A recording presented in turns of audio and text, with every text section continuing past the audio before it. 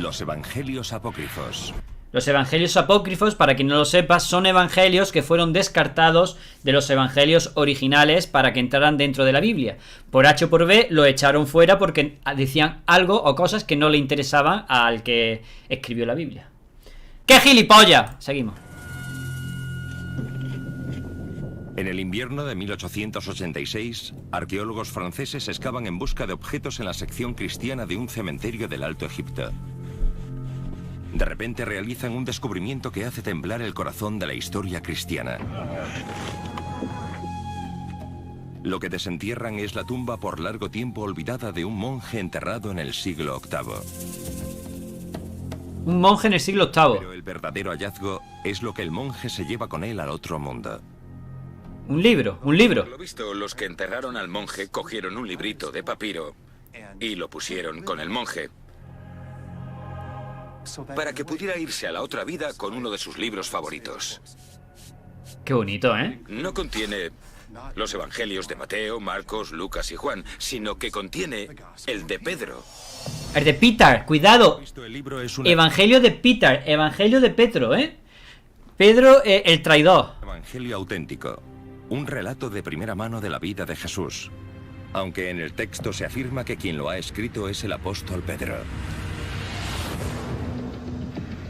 Estás viendo los secretos de la Biblia. Todo lo que los cristianos han sabido sobre Jesús venía de los evangelios de la Biblia cristiana, los relatos de Mateo, Marcos, Lucas y Juan.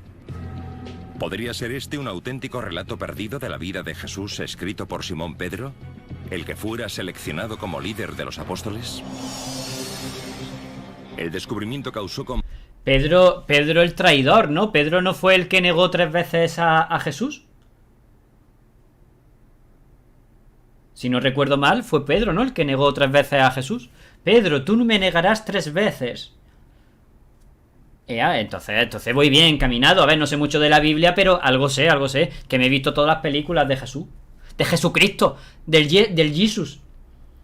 No, Judas es el violento. Para mí. Conmoción en el academicismo bíblico. Y siguió a medida que nuevos evangelios apócrifos, aparecían en numerosas excavaciones. El Evangelio de Tomás, el Evangelio de María Magdalena e incluso el Evangelio de Judas. Ese es el que mola. Su hallazgo reveló alarmantes y polémicas historias sobre Jesús que fue... Claro, dijo que no conocía a Jesús porque se acojonó, se asustó. Y luego mira la que fundó, lo que fundó ahí en el Vaticano. Fueron suprimidas por la Iglesia primitiva. El Evangelio de Pedro asegura revelar los hechos de la resurrección de Jesús. El de María Magdalena dice que ella quizá fuera la verdadera líder de la Iglesia cristiana. Me gusta eso. El de Judas dice que Jesús pidió ser crucificado. Jesús pidió ser crucificado. El Evangelio de Jesús pidió ser crucificado. Cuidado, ¿eh? Jesús dijo... crucificadme, por favor. Eso es mentira. Es el Evangelio de Jesús. Estamos hablando de un Evangelio apócrifo, ¿eh? Estamos hablando de un Evangelio apócrifo que no está admitido en la Biblia. Entonces, mentira, ¿hasta qué punto, Denjex? ¿Hasta qué punto? Porque tú has leído lo que quieres que lean, lo que ellos quieren que tú leas. Pero, ¿tú te has leído el Evangelio de Jesús? El Evangelio específico de la persona de Jesús, que en verdad no es un evangelio ni polla, son el diario de Jesús. Pues en esa época se llevaba a escribir el diario, como cuando yo escribo aquí, día 7 de agosto, hoy me he levantado, he comido cereales y me he ido a la llorería, por ejemplo. La Biblia mira en sí y que te asegura que eso es verdad.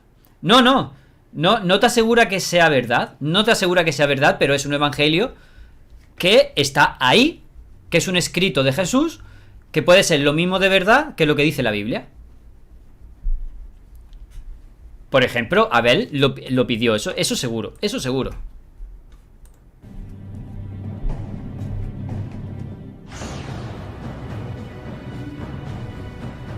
¿Fueron prohibidos estos evangelios, relatos de primera mano sobre la vida y muerte de Jesús?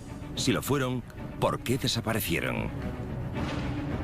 Mediante la aplicación de tecnología punta como el microscopio de electrones, la prueba del carbono 14, la paleografía y los últimos avances en arqueología, los expertos examinarán los evangelios apócrifos para determinar su edad, su origen y si contienen verdades de la mayor fe del mundo. Vamos, al lío. Déjate de hablar de eso, mierda.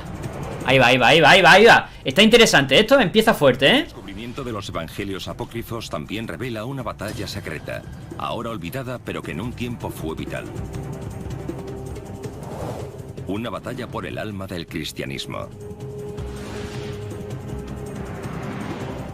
Por un lado hay un grupo devoto que reivindica una relación directa y espiritual con Dios con una serie de evangelios propios.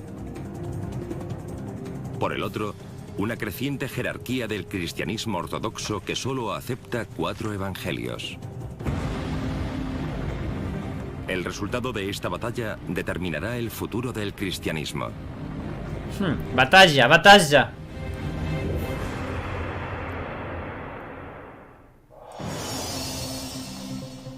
Pero en los albores de la fe no había ni evangelios ni polla Biblia cristiana. Vamos. El cristianismo comienza en torno al año 30 después de Cristo. Dengex-TTV, gracias por los 100 bits. Es que mira, te doy un dato gratis. El que dijo que fue crucificado se lo saco de la polla porque en los tiempos de antes a los malhechores lo colgaban de un palo de forma vertical. Esa cruz se lo sacaron del nombre que le daban al madero, el cual es cruz, pero cruz traducido al hebreo significa palo vertical, no la cruz como la conocemos hoy en día. Vale, eso sí lo sé que lo de la cruz no es como la conocemos hoy en día, que el castigo de la cruz, de la crucifixión, era un castigo de lo más habitual entre malhechores, como tú dices, entre ladrones. De hecho fue crucificado entre 2 ladrones. Lo que pasa es que nosotros lo hemos santificado todo de una manera espectacular. Pero bueno, eso no quita que Jesús dijera, por favor, crucifíquenme. No crucifíquenme como con el hecho de crucificadme porque va a ser la señal de mi religión, va a ser el paradigma de mi... No, es como, mátenme. Es como yo lo he entendido. A lo mejor luego me equivoco, ¿no? Cuando sigamos viendo el documental. Pero yo creo que es como diciendo, por favor, matadme. En otras palabras, la cruz es una falacia. Sí, es una falacia total. Pero crucificar es ponerlo con lo de la cruz. Sí, pero bueno, crucificar, se crucificaban. Es decir, si es verdad que llevaban un madero, el madero se colocaba en un madero vertical y eso es lo que es la crucifixión. No era una cruz como tal. Es decir, Jesús, yo creo, a lo mejor me equivoco, que Jesús no llevó una cruz al Monte Calvario. Desde que salió de las cárceles hasta el Monte Calvario, no llevó una cruz, llevó un madero. Y allí el madero lo añadieron al otro palo para subirlo. Era como una T, exacto. Jesús dijo, crucificadme perros que me quiero suicidar. Exacto. Dijo exactamente esa frase. Eso es lo que viene a significar INRI. Lo que pone arriba de INRI significa Jesús dijo, crucificadme perros que me quiero suicidar. Es un palo vertical, no una cruz. Ya. Es un palo vertical, pero Jesucristo murió con las manos así, ¿no? Corrígeme si me equivoco, Danger. Murió con las manos abiertas, ¿verdad? ¿No? ¿Qué murió? ¿Así? ¿Colgado así de la... así?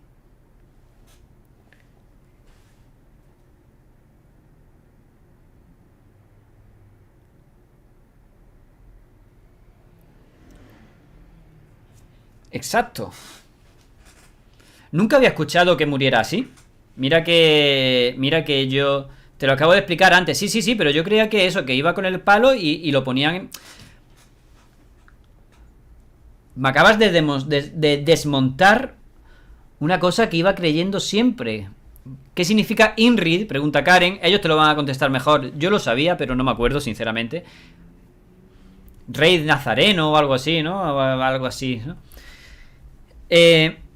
Entonces, me acabas de desmontar una cosa. Me gusta que me la acabas de desmontar. Pero, ¿quién te dice, quién te asegura que murió así? Pusieron la cruz solo para que sea un ídolo. Pero, a ver, ya fuera de la Biblia, yo he leído, soy bastante leído, y me gusta la historia. Y yo, es verdad que había mucha gente que moría así, pero también es verdad que en la antigua Roma crucificaban a los presos y los ponían en una cruz. Entonces, por eso yo creía creo que por eso yo he aceptado en todo momento que Jesucristo, o Jesús en este caso, era crucificado. Porque es que en Roma se hacía, ¿sabes? Que no es una cosa que se la hayan inventado. En Roma se crucificaba. Eso es así. En Roma se crucificaba. Está Denjes escribiendo un montón. Hola Milena Caracentauro, ¿cómo estás? Bienvenida, estamos viendo evangelios apócrifos y estamos con el evangelio apócrifo de Jesús, que estamos en el minuto 4 y estamos debatiendo ya aquí a muerte, ¿eh? Nos vamos a sacar los ojos. Pero es que no se puede decir exactamente cómo era, porque solo se sabe que era un palo vertical. Sí, un palo vertical era. Hasta ahí estamos de acuerdo. Mi idea, no se puede decir exactamente lo que era. Entonces, tú no sabes que fue crucificado, ni yo sé que fue así. Es decir, que es tu verdad contra su verdad. Ahora mismo no hay evidencias científicas ni evidencias demostrables de que muriera de una forma u otra. Si nos basamos en cómo morían, sobre todo en la antigua Roma, era crucificado. Era en crucifixión.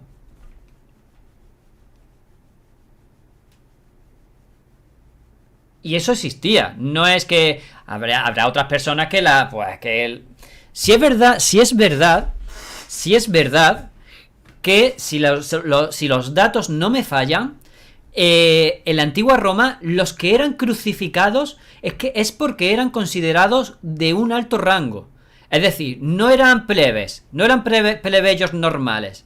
Eran gente que tenían un cierto cargo político o eran, ¿sabes? Que eran gente, no eran de la plebe. Los plebeyos sí es verdad que solían atarlos aquí y a morir. Bueno, ya eso de cada quien, yo sí creo que fue la iglesia que adoptaron eso. Yo único que sé que Jesús estaba bien cachondo cuando pidió que lo crucificaran. El tubo ese. Muy bien, a ver. Bueno, vamos a seguir viéndolo. A lo mejor salimos de dudas, ¿eh? A lo mejor salimos de dudas. Con un grupo de judíos que siguen las enseñanzas de Jesús de Nazaret. Por cierto, Milena, te pongo en antecedentes. Lo que estamos debatiendo es porque en el evangelio apócrifo de Jesús pidió ser crucificado, ¿vale? Jesús pidió ser crucificado. Y eso es lo que ha llevado a la disputa de si fue crucificado o fue atado de manos y colgado en el palo y todo eso, ¿vale? Contamos la historia a través de historias y así nació el movimiento en torno a Jesús. Los que rodeaban a Jesús, los pobres, los marginados, seguramente no supieran leer ni escribir, por lo tanto hacían lo que todos hacían: contar historias. Claro, Jesús lo único que hacía era contar historias. Oye, no, la palabra no es bufón. Era un contador de historias. Es que no me acuerdo cómo se llama ahora eso. Ya está, era un contador de historias y tenía gente que lo seguía. Es lo mismo que si yo me pongo aquí a contar mis historias, como estoy haciendo, y ahora digo que mis discípulos son Milena, Abel, HPro, Denjex y todos los que estén ahora mismo en el chat hablando. Un pregonero, exacto, gracias, HPro. Entonces vosotros sois mis discípulos. Eso era lo que era el tal Jesús. Seguramente las personas hablaban entre ellas. ¿Conoces a Jesús? ¿Qué dijo cuando lo conociste? ¿Estabas cuando pasó caminando por la calle? ¿Recuerdas la historia? Lo que he oído es esto. Claro, lo que he oído es esto. Entonces, de lo que he oído a lo que dijo de verdad, han podido tergiversar las cosas. A lo mejor Jesús dijo una vez... o por ejemplo con el tema de resucitar a Lázaro, a lo mejor Jesús dijo: Lázaro, levántate y anda, le puso las manos, se movió un poco por lo que sea, por el viento, por lo que sea, la gente hizo ¡uh! y se fueron corriendo a contarlo al otro lado diciendo que Jesús había resucitado a Lázaro. Una cosa es la historia verdadera y otro cómo se va deformando la historia conforme lo van contando otras personas. Exacto, Milena. Acepto mi estatus de discípulo. Ah, muy bien, Sanache Pro. Pasaron décadas antes de Un viajero del futuro del otro universo, también otra opción. vieran las historias de Jesús. Los estudiosos creen que el primer evangelio, el de Marcos, se escribió en torno al 70 después de Cristo. Vale, el de Marcos en torno a 70 cuando murió, es decir, 70 años después de que muriera. Es decir, fíjate, en 70 años lo que se le ha podido olvidar, lo que se ha podido inventar. Porque no creo que tenga la memoria de inventarlo. ¿Y cuánto vivió Marcos también? Porque cuando era discípulo de Jesús, ¿qué tenía? ¿20 años? ¿25 años? ¿70? ¿Qué lo escribió? ¿Con 85, 90 años? Joder, cuidado, 40 años después de la muerte de Jesús. Ah, no, perdón, 40 años después de la muerte de Jesús. Vale, claro. Perdón. No estamos contando desde la muerte, sino desde el nacimiento. Es cierto. Vale, sí, pero bueno, aún así tendría 50, 60 años todo lo que se le ha podido olvidar. Ok, a ver. Pero este no era el único evangelio. En torno al año 200 después de Cristo no solo había los 4 evangelios, sino que puede que hubiera hasta 50. 50 evangelios. Y en la Biblia hay 4. Marcos murió de aburrimiento, de escribir evangelios. Yo igual, estoy escuchando el stream, gracias Karen. ¿Te interesa el temita o qué?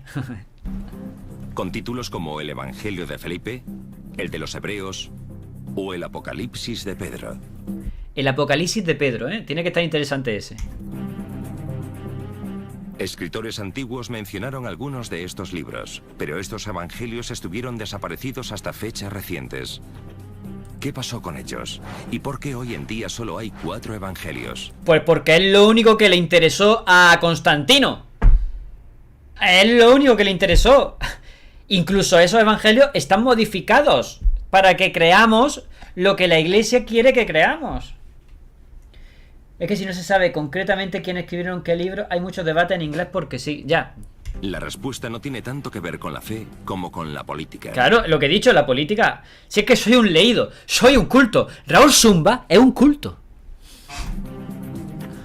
La Biblia no cayó del cielo, sino que fue consensuada por pensadores cristianos que representaban un punto de vista particular. Lo sorprendente es que la Biblia cristiana, tal como la conocemos, no apareció realmente hasta pasados 300 años de la muerte de Jesús. 300 años después de la muerte de Jesús, apareció el mayor libro de ciencia ficción jamás escrito por la humanidad, la Biblia.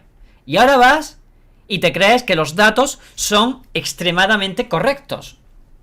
No, es que la Biblia la puedes interpretar, la debes interpretar a tu gusto o como tú lo entiendas. Cuchique los huevos. Entonces Harry Potter también lo interpreto a mi gusto. No, Harry Potter no volaba en una escoba, simplemente iba en un coche con una escoba al lado y yo creo que vuela. Hombre. Y el hombre que decidió su contenido tenía unas poderosas prioridades que poco tenían que ver con la religión. Claro, si es política todo.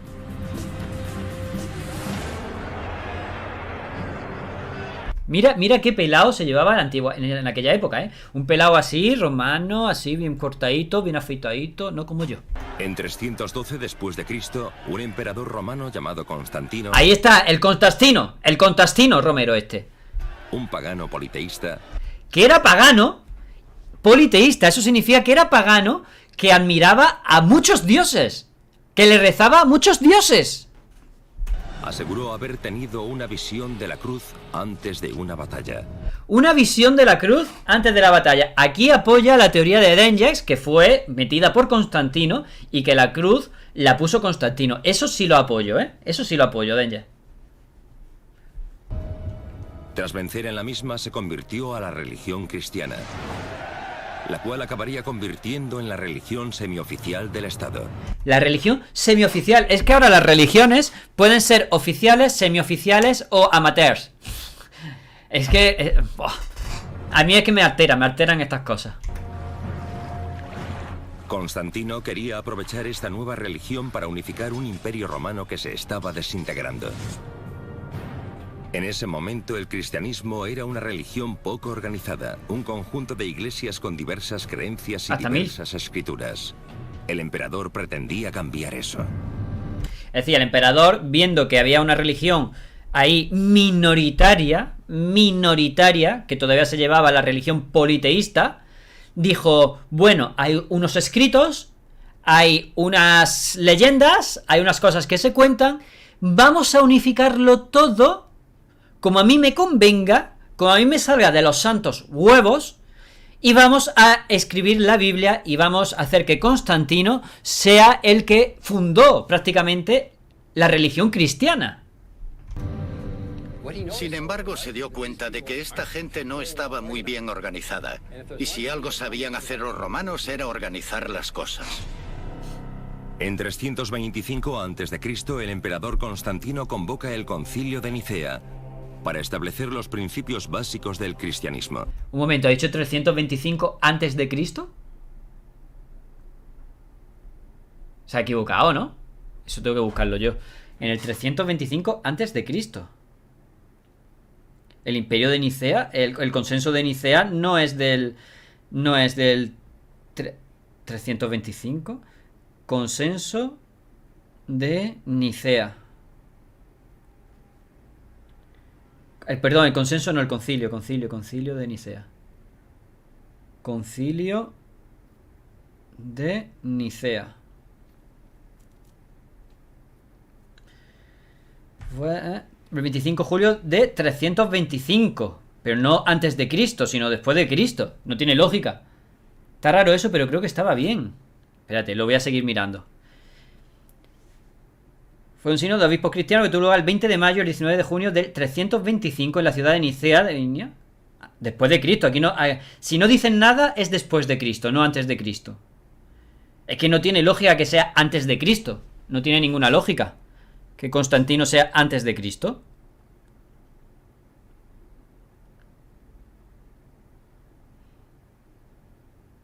Un momentín.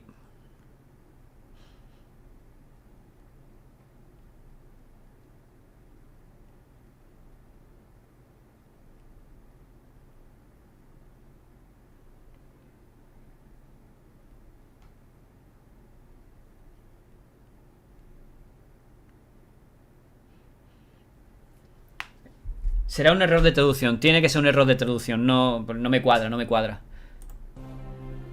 Reúne a los líderes eclesiásticos más poderosos del mundo para debatir la legalización de una religión cristiana formal. Vamos a debatir la legalización de una iglesia cristiana formal. Como el que dice, vamos a debatir si por la calle ancha debe pasar una carretera o debe ser peatonal. Una de las cosas interesantes que quedan claras es que sobre todo le interesa la unidad.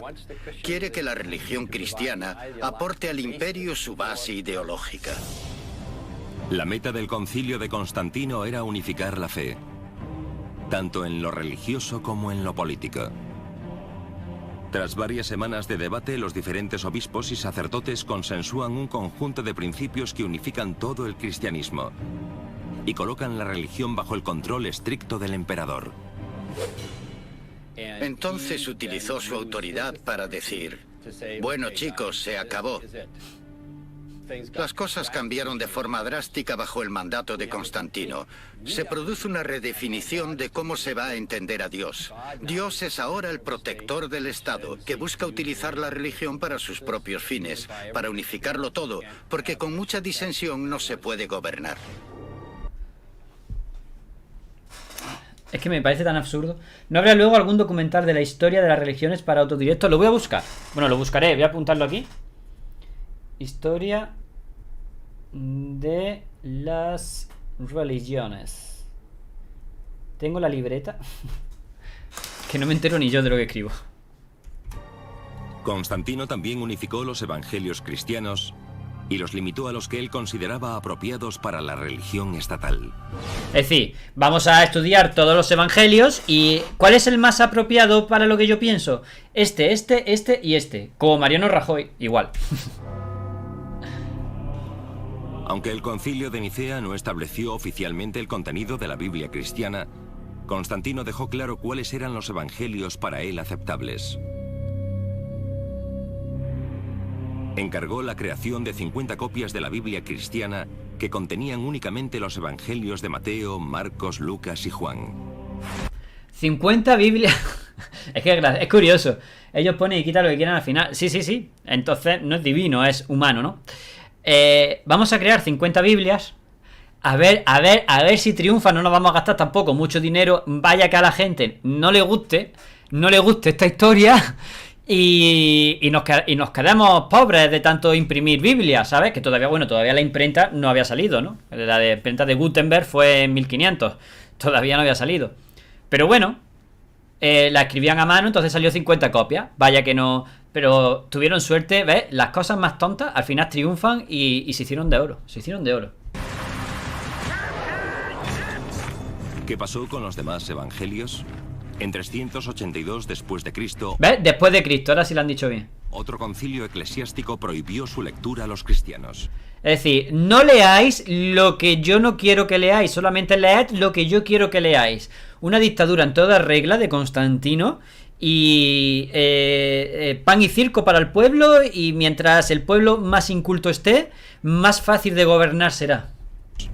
Bajo el reinado del emperador Teodosio, todos los demás evangelios fueron considerados heréticos y fueron prohibidos y enterrados. Se arrestó a sus propietarios y en ocasiones se les mató. Te voy a matar por tener un escrito que no es ni tuyo, pero que está ahí, que a lo mejor no le va a echar cuenta a nadie, pero yo te voy a matar por tener ese escrito. Había muchos otros textos que muchos cristianos auténticos y creyentes amaban y que debieron de leerse durante mucho tiempo, hasta que salieron los obispos y dijeron: no debéis leer esto, sino que debéis leer esto otro. Leer lo que me salga de los santos cojones. ¿Qué contenían estos evangelios apócrifos? ¿Qué los hacía tan amenazadores para tener que ser prohibidos o destruidos? Nadie lo supo durante casi 2000 años. Y nosotros lo sabemos ahora, cuidado. Verdad, nos habíamos quedado en el obispo que tenía una Biblia, un escrito en el pecho. Pero el Evangelio de Pedro apareció en el desierto egipcio en 1886. Evangelio de Pedro. Otros asombrosos descubrimientos tuvieron lugar en el siglo XX. Los evangelios de Tomás, de María Magdalena y de Judas. Estos evangelios apócrifos ofrecen una visión muy diferente de Jesús. Un enfoque distinto de la espiritualidad. Y una versión perdida del cristianismo que antaño llegó a amenazar la mismísima fundación de la propia fe. ¿Cómo le gusta al documental meter misterio e intriga, eh?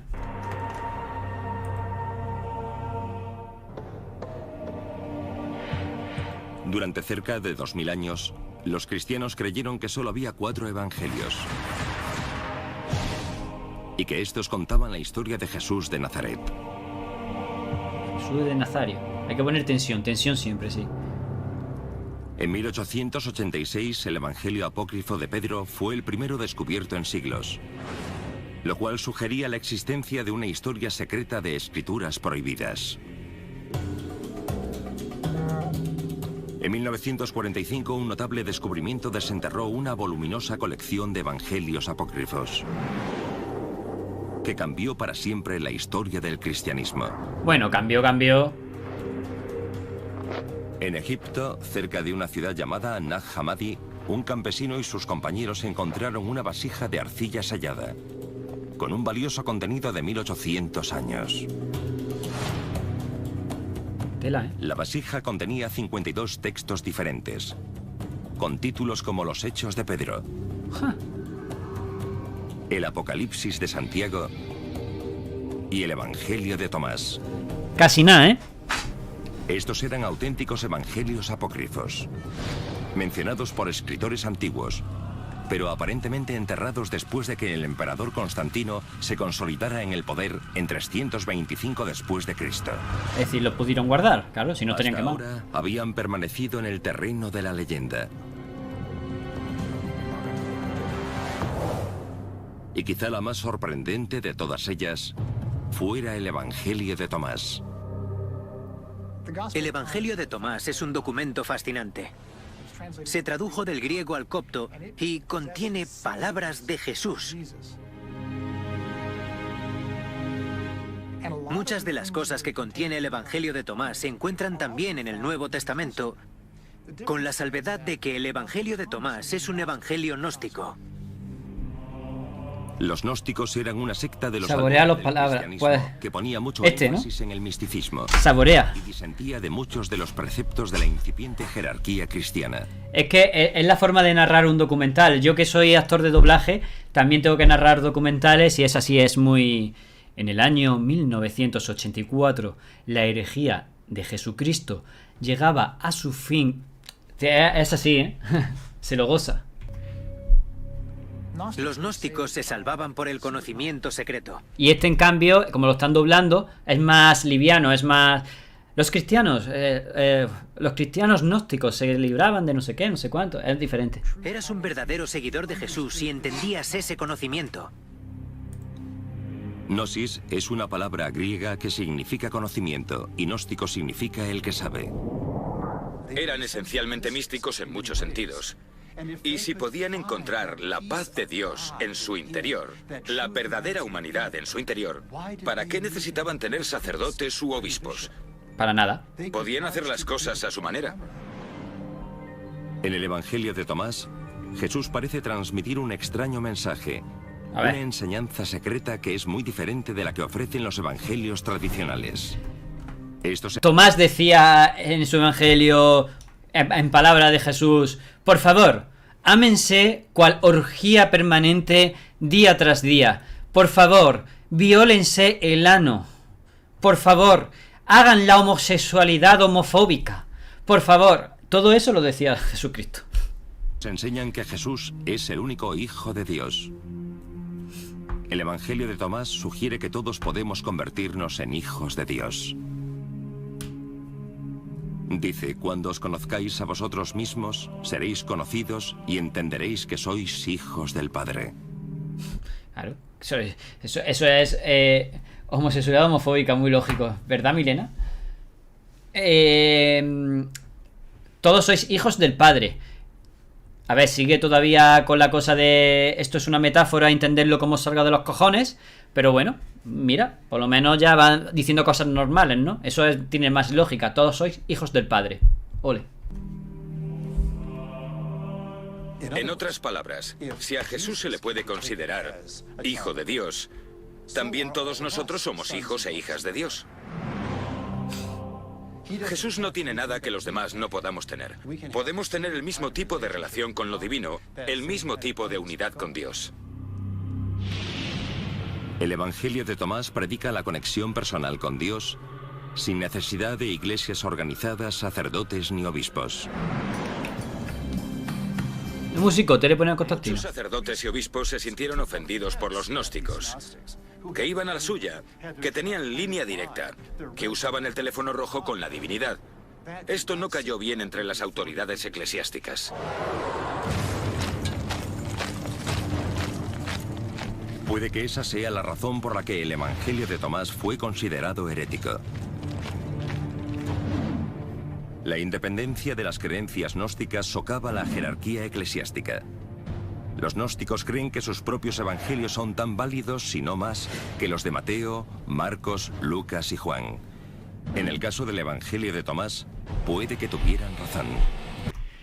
En verdad, qué profundo lo que has dicho, porque sí es verdad que se hace la homosexualidad de puertas para adentro, pero de puertas para afuera son homofóbicos.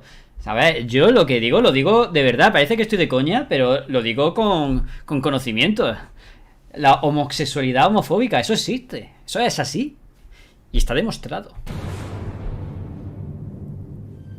Cuando estos evangelios gnósticos fueron descubiertos en 1945, surgió un problema perturbador. Y masturbador. Que el evangelio apócrifo de Tomás podía ser más antiguo que los de Mateo, Marcos, Lucas y Juan.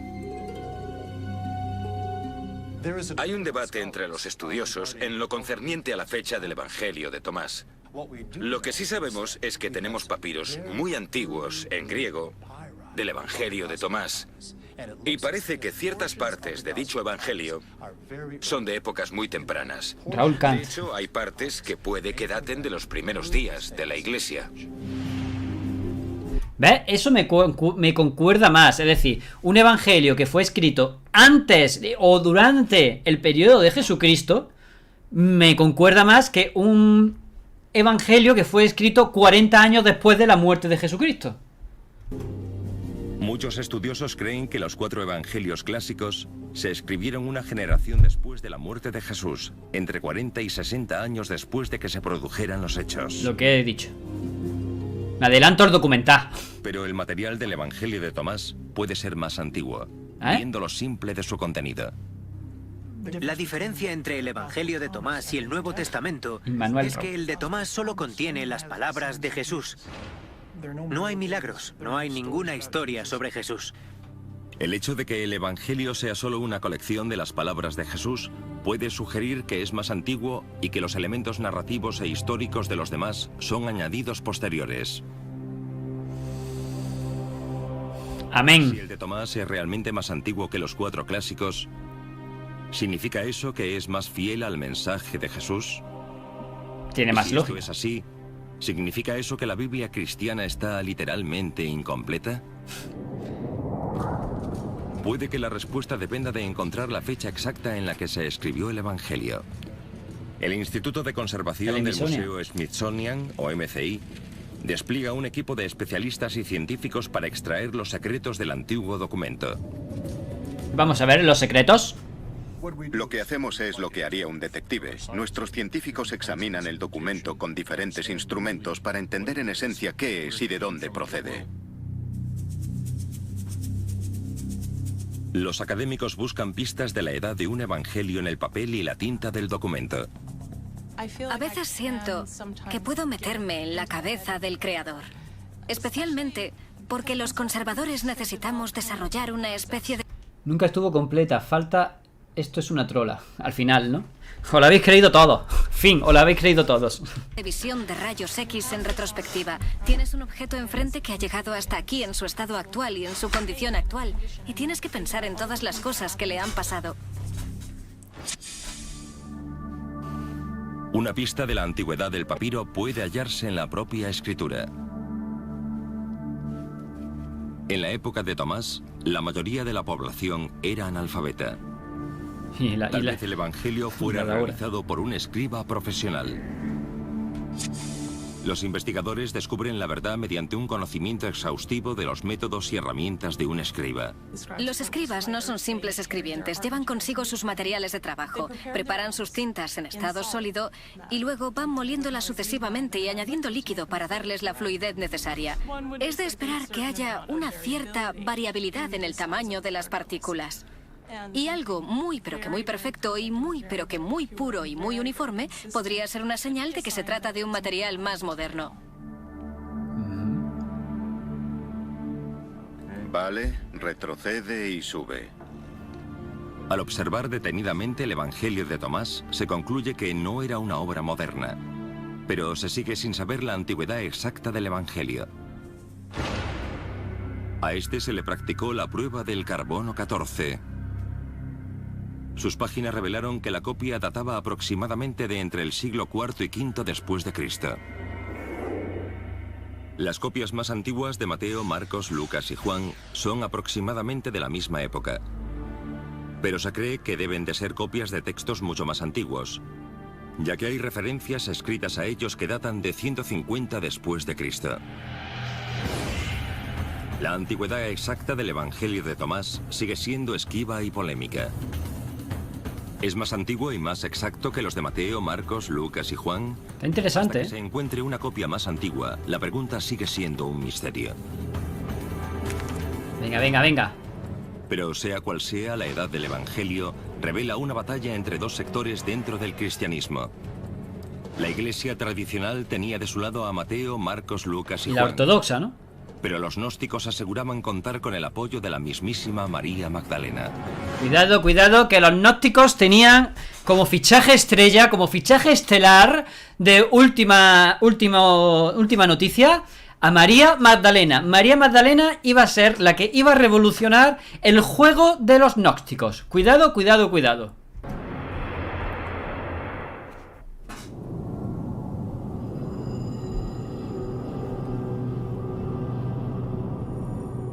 Los cristianos creyeron durante siglos que solo había 4 evangelios que revelaban la vida y el mensaje de Jesús.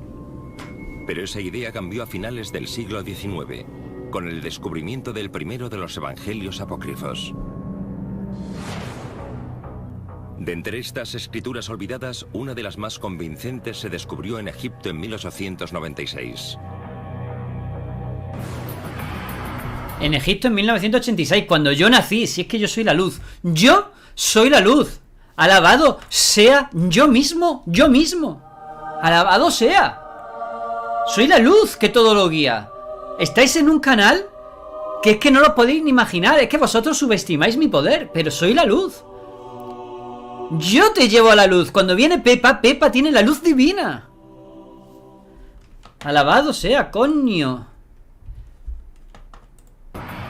Un evangelio con un autor muy sorprendente. Es un evangelio escrito en nombre de una mujer. Y no cualquier mujer, sino aparentemente María Magdalena. María Magdalena es una discípula muy querida por Jesús. Afroman está escondido detrás de su sombra y viene nada más que para decir improperios hacia Pepa. Improperios. Parte de su círculo más cercano.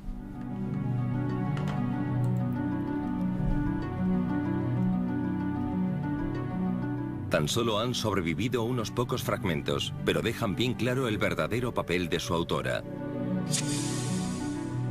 Si el Evangelio de María Magdalena es auténtico, significa que las mujeres fueron tiempo a poderosas líderes de la Iglesia cristiana, y que María Magdalena no fue una prostituta reformada, sino la líder de los apóstoles. ¡Claro que no fue una prostituta!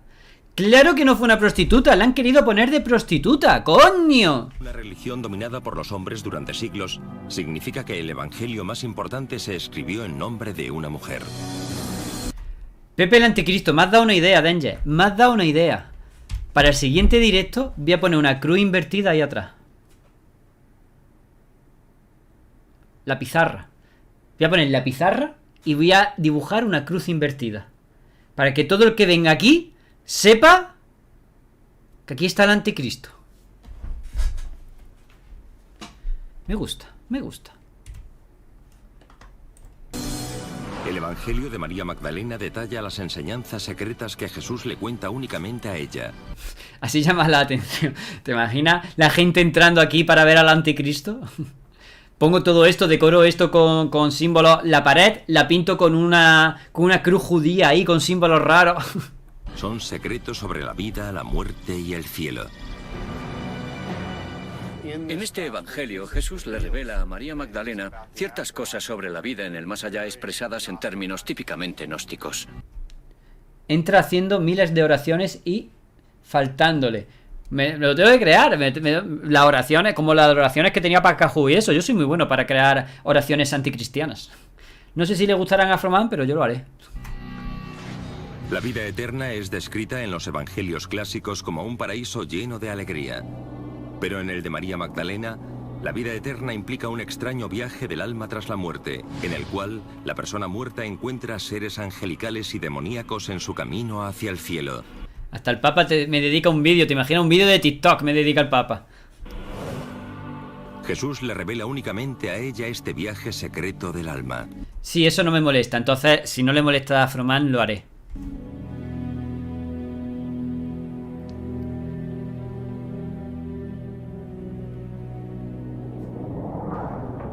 El Evangelio relata que Pedro, el líder de los apóstoles, se pone hecho una furia cuando conoce esta revelación. Pedro dice, ¿de verdad habló él con una mujer sin que lo supiéramos? ¿Tenemos que cambiarlo todo para escucharla a ella? ¿La prefería él a nosotros? Celos, al final son celos.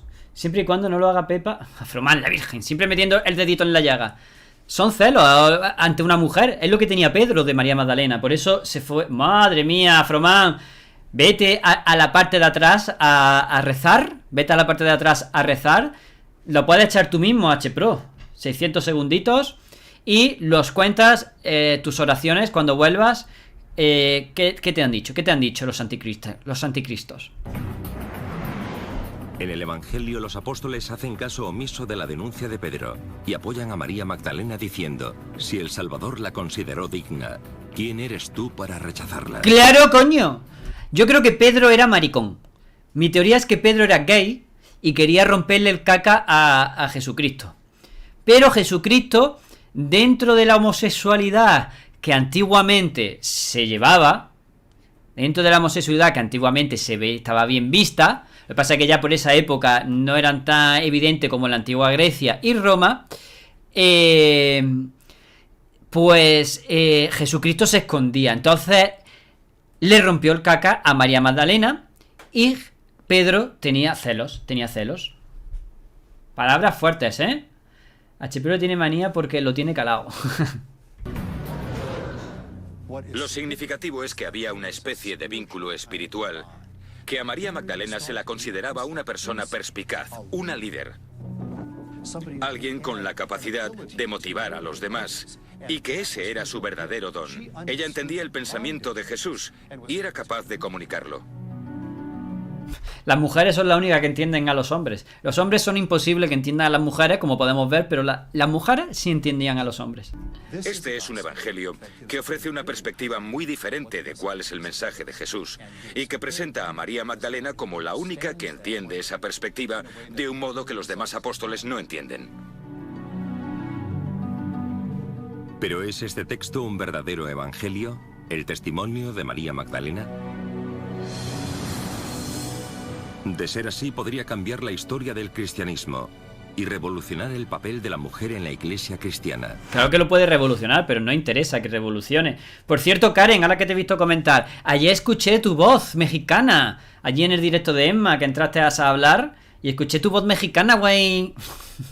Bonita voz mexicana. La clave reside en la antigüedad del evangelio. ¿Es más antiguo que los 4 evangelios clásicos? ¿Podría haberlo escrito la mismísima María Magdalena? Es hermosa la voz de Karen.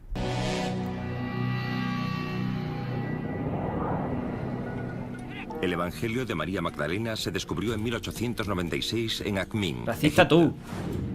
La prueba del carbono 14 revela que este texto fue copiado a mano en el siglo V. Siglo V a mano. Con los años, fragmentos de su Evangelio han aparecido en otras partes de Egipto y son mucho más antiguos. Tienes una voz poderosa, más que ronca, poderosa. No es poco femenina, todo lo contrario, pero una voz potente, una voz de aquí está Karen, ¿sabes? Los últimos avances tecnológicos pueden ayudar a clarificar la antigüedad exacta de incluso fragmentos minúsculos de un texto antiguo. El uso de un microscopio en 3 dimensiones permite a los científicos centrarse en los detalles que ofrecen pistas sobre su antigüedad. ¿Tú qué vas a tener, poderoso? A este nivel de detalle, una muestra moderna de papiro no se parece para nada a un texto antiguo. No, voz de hombre no. Tenía voz. A ver, yo te escuché y digo, esto es una mujer. Y efectivamente eras tú. Pero no tienes una voz fina, ¿no? Como se puede decir, una voz finita ahí. Tiene una voz y dices, coño, la Karen. No me esperaba yo estoy mirando esta cámara como si estuviera en esta cámara. No, estoy en esta. No me esperaba yo ese poderío de la Karen. Si esto tuviera 2000 años de antigüedad, la superficie no estaría tan brillante. Sería más mate porque las fibras estarían desgastadas y crearían una especie de pelusa en la superficie, casi como una gamuza. La pelusa. Este tipo de pruebas aporta una fecha muy precisa para los fragmentos más antiguos del Evangelio de María Magdalena. Se escribieron aproximadamente en 200 después de Cristo. Joder. 200, entonces es más reciente que los de Luca y todo eso, ¿eh? El lenguaje y el vocabulario también sugieren que se escribió en el siglo II y no en tiempos de Jesús. Bueno, vale. Por tanto, es muy improbable que María Magdalena escribiera el Evangelio que lleva su nombre. La mayor parte de los estudiosos creen que lo creó en el siglo II una cristiana gnóstica que quería reflejar la autoridad de la apóstol. Cuidado, que estamos hablando de que María Magdalena, el Evangelio fue falso, ¿eh?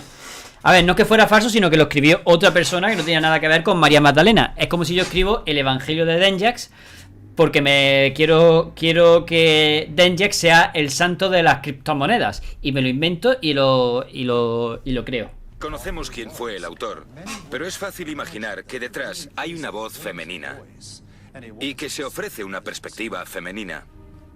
Y puede que suponga el escuchar por fin una voz sofocada en los demás evangelios. Lo que quizás sea más importante es que el Evangelio de María Magdalena revela una lucha de poder por el papel de la mujer en los albores de la Iglesia. La idea del liderazgo de las mujeres es un tema de estudio interesante en la historia del cristianismo. El Evangelio de María Magdalena da testimonio de eso. El hecho de que María Magdalena sea mujer y líder es un concepto revolucionario en los albores de la Iglesia. El hecho de que pueda haber un evangelio de María Magdalena indica que es verdad que había gente, como los gnósticos, mucho más abiertos a la inclusión de las mujeres como miembros de pleno derecho de la comunidad. De hecho, algunas de las personas de la emergente Iglesia Ortodoxa se quejaron al respecto. ¿Queréis decir que hay mujeres que administran los sacramentos? ¿Eso cómo va a ser? ¡Qué locura! ¿La mujer cómo va a administrar los sacramentos? ¿La mujer cómo va a hacer nada? Si la mujer no es nada. ¡Fuera la mujer de todos los lados! ¡Por Dios! Y nunca mejor dicho. ¿Que hay mujeres ordenadas entre los gnósticos? ¡Qué vergüenza! Pero a los gnósticos no les da vergüenza. Por tanto, que haya un texto como el Evangelio de María Magdalena concuerda perfectamente con el punto de vista gnóstico. Claro, había un evangelio normal. En 1886, arqueólogos franceses que trabajaban en Egipto desenterraron una antigua tumba cristiana con un tesoro extraordinario. Las manos de un monje del siglo VIII. El de Pedro, otra vez. Evangelio de Pedro. Pedro el Gay.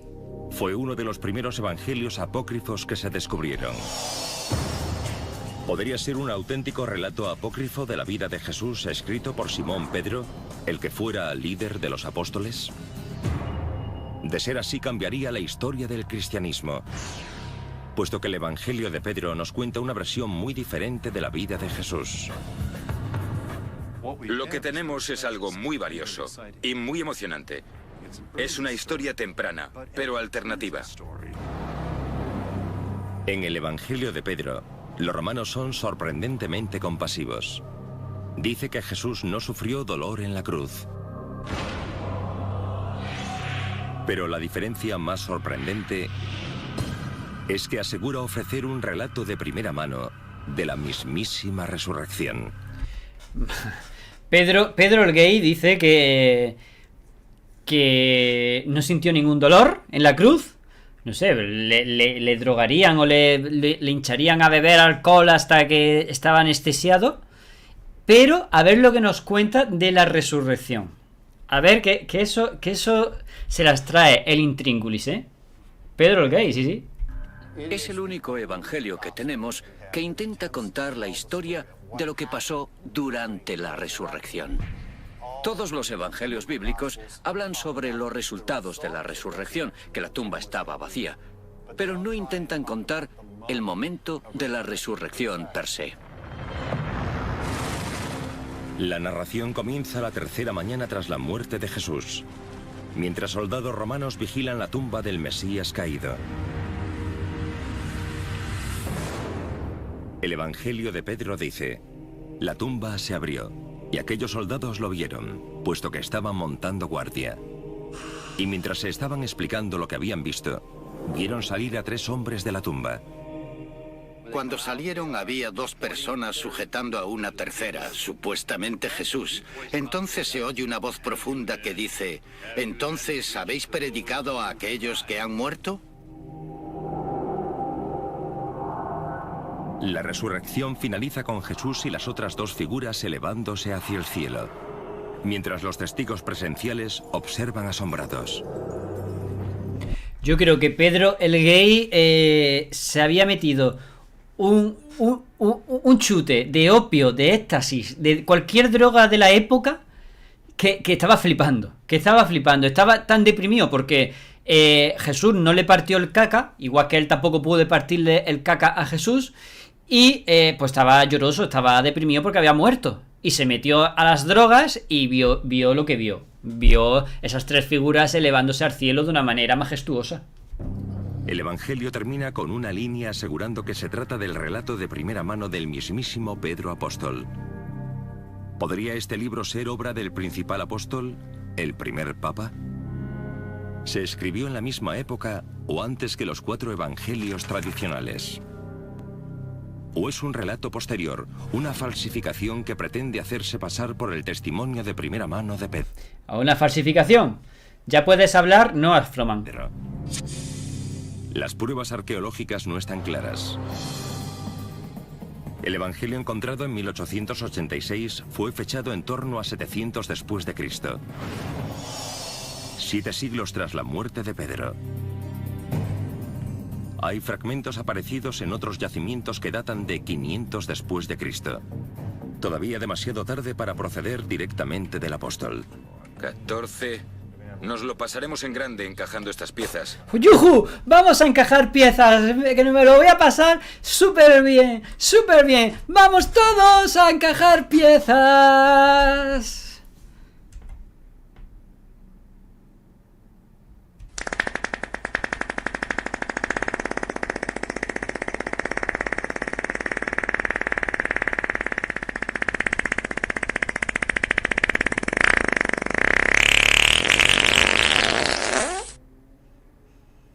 Comentario de mierda. Gracias a Dios no me toca hacerlo a mí. Escritores de los primeros tiempos del cristianismo mencionan el Evangelio. Un obispo en lo que ahora es Turquía mencionó el libro por su nombre en torno a 190 después de Cristo. Podemos hallar referencias del Evangelio en el siglo II, pero no en tiempos anteriores. Con toda probabilidad se trata de un texto de principios del siglo II. Y la razón por la que pensamos esto es porque utiliza material de los otros 4 evangelios existentes. Las historias en el Evangelio de Pedro son tan parecidas a las de los otros evangelios que parece probable que simplemente se copiaran. Quien fuera que escribió este evangelio en el siglo II aseguró que era obra de Pedro Apóstol para darle una autoridad. Pedro Apóstol gay. Esta era una técnica común en el mundo antiguo. Cuando alguien quería comunicar una idea que según su opinión era verdadera o era importante para el movimiento cristiano Gracias, Danger. Gracias, Milena. Seguimos. primitivo, no lo decía con su propia voz, sino con la de alguien cuya autoridad era reconocida por los cristianos.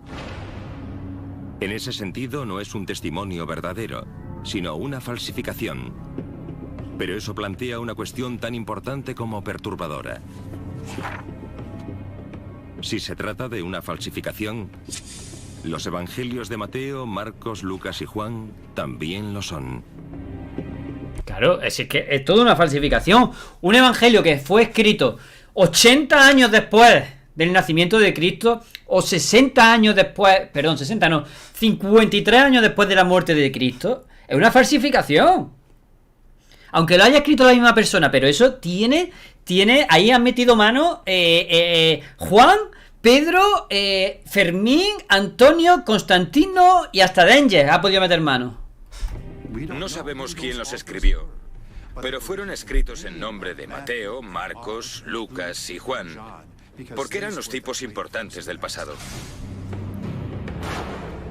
El quid de la cuestión es que casi con toda seguridad no los escribieron ni Mateo, ni Marcos, ni Lucas, ni Juan. Todo al final tiene un poco de mentira, incluso nosotros mismos modificamos la realidad de nuestros propios recuerdos sin darnos cuenta. Por supuesto, eso es lo que estoy intentando decir, que si es de un día para otro y yo ya no, mira, yo de un día para otro no te digo exactamente cómo he hecho los ejercicios de hoy de entrenamiento, por ejemplo, o cómo he ido de aquí a la cafetería a tomar café, porque de un día para otro te puedo decir, pues mira, me paré en el paso de peatones, y a lo mejor no me paré en el paso de peatones, pero la mente te juega malas pasadas y no recuerda todos los detalles. Imagínate 60 años después. Muchos estudiosos coinciden en considerar que ni siquiera los 4 evangelios clásicos fueron escritos por los apóstoles que les dan nombre, sino por seguidores de estos. Si los de Mateo, Marcos, Lucas y Juan no fueron escritos por ellos, alabado sea Dios. ¿Significa eso que el de Pedro o el de María Magdalena pueden ser considerados auténticos? Los historiadores todavía no ofrecen una respuesta clara a la pregunta. Pero hay elementos en el Evangelio de Pedro que sugieren que no se trata del testimonio de nadie, y mucho menos de Pedro apóstol. La historia que narra contiene material muy sospechoso. Claro, o viste algo de alguien haciendo algo parecido a lo que tú hiciste y ya te crees la falsa ilusión de que fuiste tú el que estuvo ahí. Exacto. Así crecen los rumores y las leyendas. En la escena de la resurrección se dice que Jesús y los dos seres angelicales ascienden hasta más allá de las nubes. Y que detrás de Jesús, en la tumba, emerge la cruz, que habla. Espérate, emerge la cruz que habla. Yo le quería preguntar a Pedro el Gay, ¿dónde pilla esa droga? ¿Quién es tu camello? Yo quiero probar de tu droga, Pedro el Gay. Ahí lo dejo por si Pedro el Gay me oye. El Evangelio dice que se oyó una voz venida del cielo. ¿Habéis predicado a aquellos que están dormidos? La respuesta vino de la cruz. Sí. Ay, mía, la respuesta vino de la cruz, dice. La respuesta vino de la cruz. El Evangelio de Pedro era demasiado fantástico, con estos tiarrones cuya cabeza atraviesa los cielos y una cruz que habla. O sea, es demasiado pedir que la iglesia primitiva creyera algo así cuando quería aparecer como una institución con los pies. Si no pasas de hoy es que Pedro el Gay hizo algo, vale. Queda aquí registrado ante las cámaras de Twitch que si mañana no estoy vivo es que Pedro el Gay ha venido por mí. En la tierra y cabal. Esa puede ser una razón para que el Evangelio de Pedro no se aceptara como evangelio cuando Constantino convocó el concilio de Nicea. Eso le dolería a Pedro, ¿eh? Encima a Pedro el Gay le dolería que su evangelio no esté incluido dentro de la Biblia. Aún así, seguía habiendo grupúsculos de cristianos devotos que consideraban este libro sagrado lo suficientemente sagrado como para enterrarlo con un monje en torno a 700 después de Cristo. Eso sí, ¿verdad? Me gusta bastante la idea de que haya un monje que se aferra a este texto, no solo en vida, sino en el más allá. El Evangelio de Pedro fue descubierto en 1886 y es uno de los primeros evangelios que se encontraron. Uno de los evangelios apócrifos más recientes no fue descubierto hasta 2006. ¡Hostia! Se trata de una escritura que se vio inmersa inmediatamente en la polémica porque se dice que fue escrita por el traidor de Jesús, el Evangelio apócrifo de Judas. De Judas, yo creía que era de Abel. Digo, Abel ha escrito esta Biblia. Judas, vamos a ver, ¿qué dice Judas?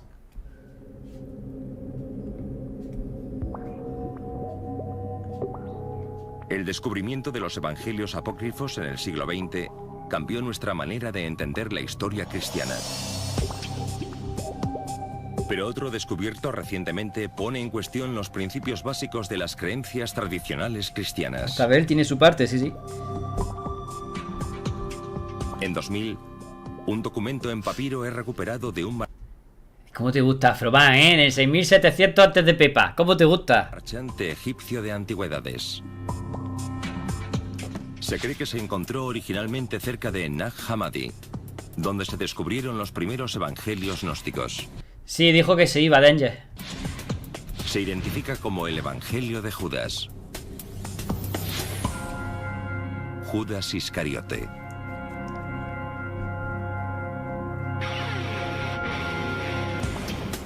Cuando se publicó se le dio mucho bombo a la idea de que Judas era un héroe, que pasaba de ser el traidor de Jesús, como aparece en los evangelios bíblicos, a ser elevado a los cielos porque simplemente ejecutó la voluntad de Dios. Claro, es que en verdad hizo lo que Jesús o el plan de Dios estaba establecido. Él fue un héroe.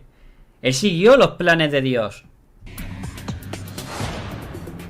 En la versión tradicional cristiana de la crucifixión, Judas entrega a Jesús a los romanos y es despreciado como un villano.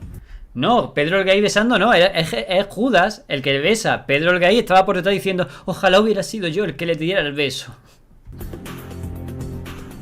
Pero en este evangelio la historia de traición da un giro para convertirse en una historia de sacrificio personal. Jesús reconoce a Judas como el más sabio de los apóstoles. Todo trata de la relación entre Jesús y Judas. Uy. Con razón Pedro lo negaba todo. Porque Judas y Jesús también se daban por el caca. Se daban por el caca. A Judas se le considera un discípulo muy especial. Es él quien recibe la iluminación y el que parece tener una comprensión más perspicaz sobre quién es Jesús. Mira, mira qué cerquita. Mira, nariz con nariz y labio con labio casi rozando las barbitas. Eso era homosexualidad homofóbica, ya lo sabéis. Jesús dice que Judas entregará solo su cuerpo físico a los romanos. Él mismo escapará de la crucifixión y regresará al reino espiritual. Esta es una clara señal de que el Evangelio tiene raíces gnósticas. No creían que Jesús fuera realmente humano. Solo aparentaba serlo, era un espíritu. Un viejo lesbiano. Y la idea general del gnosticismo era deshacerse de la túnica, de la ropa, del elemento humano, para poder volver a la forma pura del espíritu.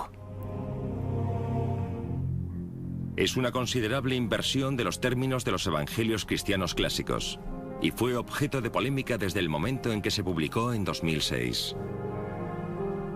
Si fuera un evangelio auténtico escrito por Judas, reescribiría la historia y teología cristianas. Pero muchos académicos creen que solo puede ser una falsificación. La idea de un evangelio de Judas Iscariote es tan provocativa que mucha gente se ha preguntado, ¿podría ser que esto fuera una falsificación?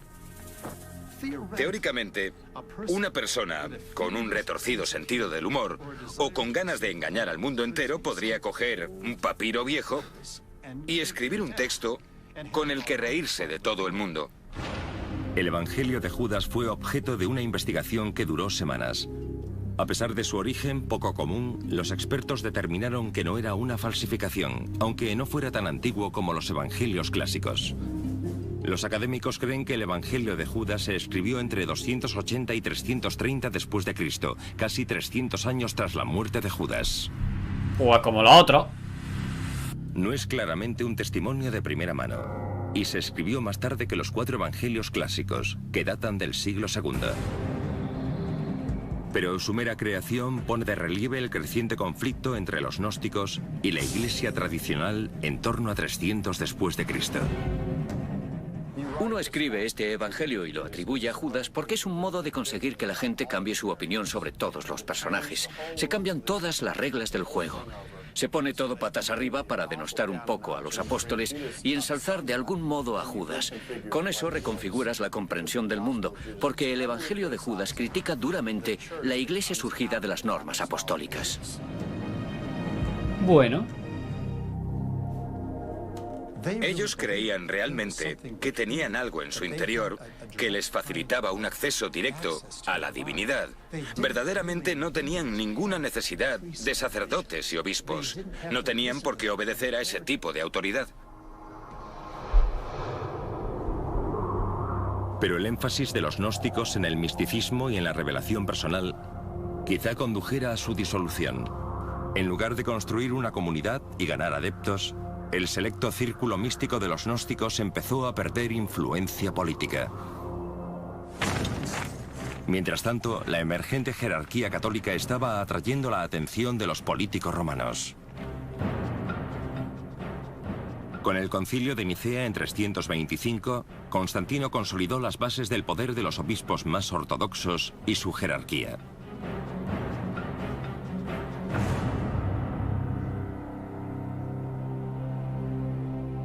Los 4 evangelios de Mateo, Marcos, Lucas y Juan quedaban incluidos. Habían ganado. Los evangelios gnósticos quedaban fuera. Habían perdido. Al menos oficialmente. Es importante tener presente que aunque estos otros evangelios no estén en el Nuevo Testamento, la gente los leyó y les tuvo cariño durante mucho tiempo. Estuvo cariño. ¿Pero qué dice esta evolución histórica del Nuevo Testamento acerca de la legitimidad de los evangelios apócrifos? El estudio de los evangelios apócrifos fue fascinante. Nos ayudan a entender las tensiones culturales por las que atravesaba el cristianismo y cómo las enfrentaron. Es bastante fascinante imaginar qué podría haber pasado en Nicea y después de ella si una perspectiva gnóstica hubiera salido victoriosa. Está terminando ya, por lo que se ve. Que la motivación para ser seguidor de Jesús habría tenido un componente más místico, más de reflexión interior. Habría sido una iglesia muy diferente, con características diferentes y un cariz más místico. Pero los gnósticos no salieron victoriosos de Nicea. Y en algún sitio de un monasterio del desierto de Egipto, un grupo de monjes gnósticos debieron de preocuparse por el destino de sus amados evangelios. Supongo que amarían este tipo de literatura hasta el fatídico día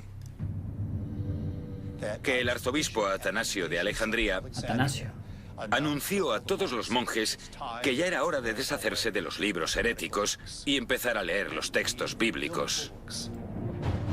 Quizá con un gran dolor de corazón los monjes sacaran estos valiosos libros de la biblioteca de Nag Hammadi, pero no podían destruirlos. Por tanto, los escondieron en una vasija en la que se preservarían para siempre o casi para siempre, al menos hasta que conseguimos encontrarlos en nuestra época y volverlos a leer. Durante milenios, la Santa Biblia con los 4 evangelios del Nuevo Testamento se ha esgrimido como la verdadera historia de Jesús. Algunos piensan que los evangelios apócrifos revelan el camino que no tomó el cristianismo. Otros creen que ese camino no se tomó por un motivo. Se dice que a veces la historia la escriben los vencedores. Y la idea es que ahora pueden hablar los perdedores. Es valioso escuchar a los perdedores, pero también hay que decir que a veces los vencedores merecen vencer. Los evangelios apócrifos revelan el camino que no tomó el cristianismo. Otros creen que ese camino no se tomó por un motivo. Se dice que a veces la historia la escriben los vencedores. Y la idea es que ahora pueden hablar los perdedores. No, yo no escucho escribido, ¿eh? Escuchar a los perdedores, pero también hay que decir que a veces los vencedores merecen. Debieron de preocuparse por el destino de sus amados evangelios. Supongo que amarían este tipo de literatura hasta el fatídico día que el arzobispo Atanasio de Alejandría anunció a todos los monjes que ya era hora de deshacerse de los libros heréticos y empezar a leer los textos bíblicos. Quizá con un gran dolor de corazón los monjes sacaran estos valiosos libros de la biblioteca de Nag Hammadi, pero no podían destruirlos. Por tanto, los escondieron en una vasija en la que se preservarían para siempre o casi para siempre, al menos hasta que conseguimos encontrarlos en nuestra época y volverlos a leer. Durante milenios, la Santa Biblia con los 4 evangelios del Nuevo Testamento se ha esgrimido como la verdadera historia de Jesús.